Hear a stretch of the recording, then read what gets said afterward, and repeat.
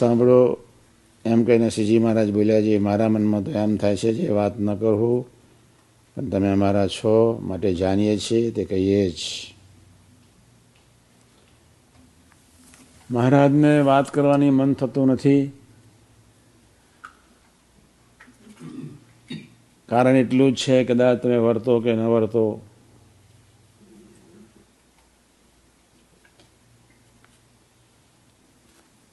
કોઈક શંકા પ્રભુને આપણા તરફથી છે જ.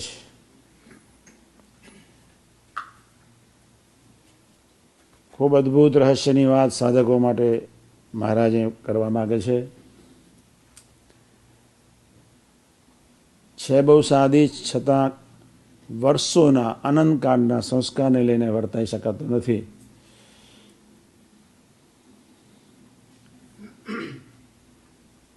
એટલે પ્રભુને શંકા રહી કે ન કરવું, કરવું કે ન કરવું. કરુણાએ કહીને મહારાજે આપણને પોતાના માન્યા. પોતાના માન્યા એટલે મહારાજ કે તમે અમારા છો, અમે તમને પોતાના માનીએ છીએ, એટલે વાત કરવી છે. આ શબ્દો આપણી સાધના માટે બહુ સંપૂર્ણ છે. મહારાજ આપણને પોતાના માને છે, બહુ થઈ ગયું. તો મહારાજને જેવા કરવા છે આપણે થવું જોઈએ જ. એ માટે થવા માટે કોઈ પણ ભોગે ભજન કરીને બળ લેવું જ છે. બળ અને ઓજસ પ્રગટાવવા માટેનો એક જ માર્ગ ભજન અને સ્વાધ્યાય.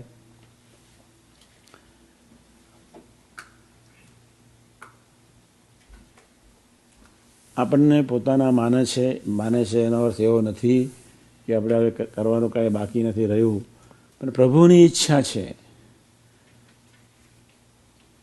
પ્રભુ આમાં કહેવા માગે છે, ઇન્દ્રિયોનો આહાર શુદ્ધ છે તો અંતકરણ શુદ્ધ થઈ જશે.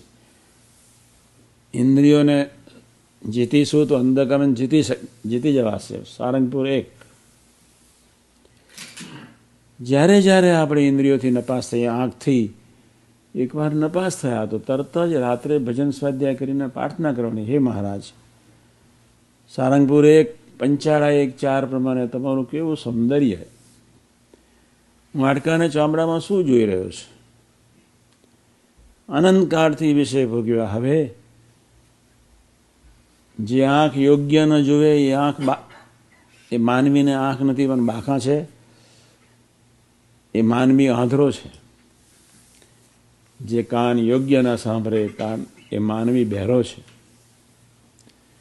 જે જીભ યોગ્ય ખાય નહીં, યોગ્ય બોલે નહીં, વ્યક્તિ મૂગી છે. જેને યોગ્ય સ્પર્શ કરતા આવડતો નથી એ વ્યક્તિ જડ છે. આ વાતનાથી આપણે આજથી જાગૃત થવું છે.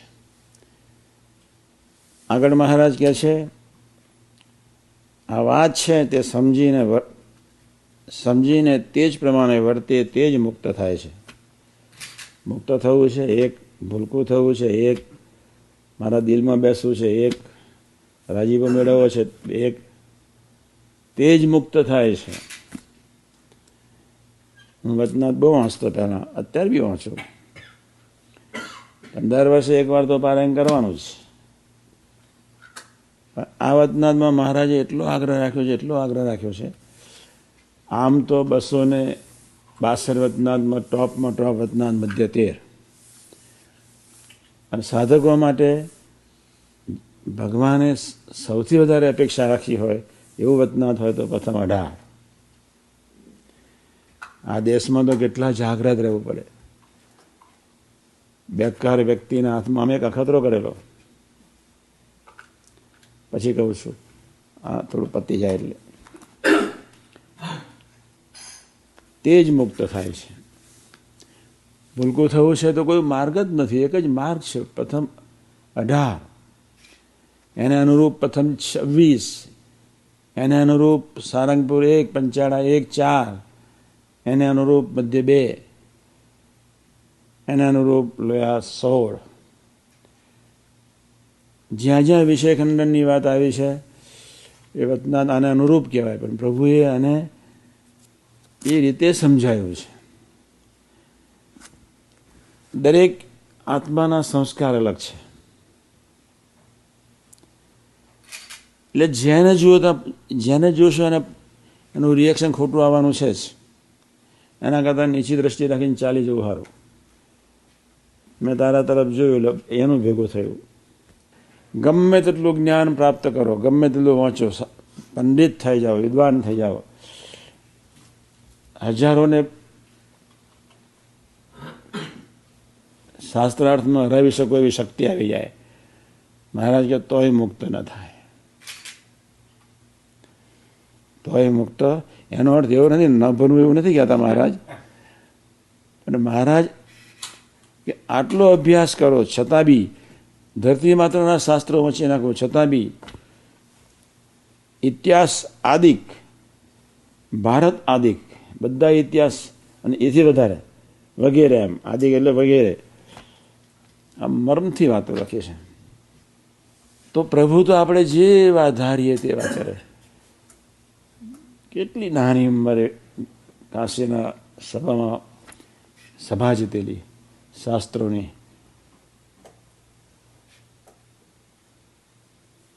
તે વાત કહીએ તે સાંભળો છે. હું એક વાત કરું છું. મહારાજ કે જાજો વાંક અંતઃકરણનો નથી, મન બુદ્ધિનો વાંક નથી. એની બહુ ચિંતા કરવાની જરૂર નથી. મન બુદ્ધિ મહિમાથી બેકી જાય છે એટલો જ એનો વાંક છે. મોટો ભાવ થઈ જાય, આમ ધારો મહિમા બહુ પ્રગટે એટલે વાણી થોડી બદલાય, એટલો જ વાંક છે. મહિમા પ્રગટ્યા પછી કંઈક સારાભાઈ થવાનો સંકલ્પ થાય, એનો વધારે વાંક નથી. જાજો વાંક તો ઇન્દ્રિયોનો છે. હવે 2-4 દ્રષ્ટાંતો આપું છું. આનંદનો અભ્યાસ કરતા હતા અમે બધા. પહેલું વતના શરૂઆત કરી તો પ્રથમ 18થી શરૂઆત કરેલી. લાંબેલ ગામ, રસ્તા આનંદથી રસ્તામાં જતા, અને ત્યાં અમારું ક્રિકેટનું ગ્રાઉન્ડ, અને ત્યાં આગળ એક ઝાડ, એની નીચે બેસી અને 11 વાગ્યાથી બેઠા તો 1:30 વાગ્યા સુધી. પહેલા પેરેગ્રાફમાં જ એટલી ગોષ્ઠી કરેલી. ધીમે ધીમે સમજાવે. એક મુદ્દો કોને 10 મુદ્દા એ કે આટલું જ, બસ આટલા સુધી અમે 2.5 કલાક કાઢેલા. 11થી 1:30. આ તો જોયું જ નહોતું, પછી વાંચ્યું જ નહોતું. મને કે આ એક વતનાન વાંચવા જેવું છે. મેં કહ્યું ચાલો આપણે અહીંથી શરૂઆત કરીએ. 1954 કે ભાઈ, 54ના અંતમાં હું સત્સંગમાં આવ્યો. 54ના કદાચ એ દિવસોમાં જ કદાચ અમે શરૂઆતથી લઈ મંડેલા. એવું ચાલો આ પાર કે પેલે પાર. હવે આપણે મનિકાની વાતો બહુ સાંભળેલી. નક્કી કર્યું હતું કે જિંદગીમાં થોડું જીવન સત્સંગી તરીકે જીવવું. સ્વામિનારાયણ થવું એ નક્કી નહોતું. મૂળ વાત પર આવીએ આપણે. જાજો વાંક તો પંચ જ્ઞાન ઇન્દ્રિયોનો છે. બધા મિત્રો બધા ઘણા, એટલે આમ બધા આવતા હતા કોલેજમાંથી.